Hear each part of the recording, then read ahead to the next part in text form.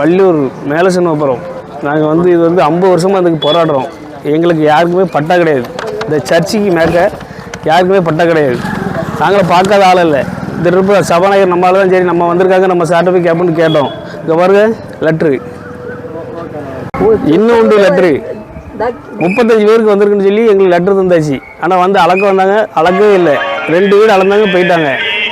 இப்போ கடைசியில் ஒன்றுமே பண்ண முடியாது, உங்களுக்கு பட்டா தர மாட்டோம் அப்படின்னு சொல்கிறாங்க. அப்போ இப்போ இந்த ஆஸ்பத்திரி எப்போ வந்தது? அது நெய்க்கால் புறம்போக்கு.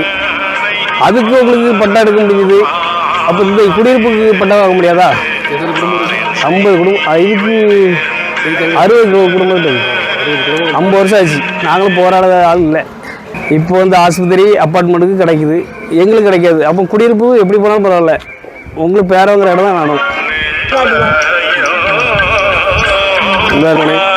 சரி, கண்டிப்பா வந்து ஆட்சி வந்தால வரும் கண்டிப்பாக பண்ணுங்க.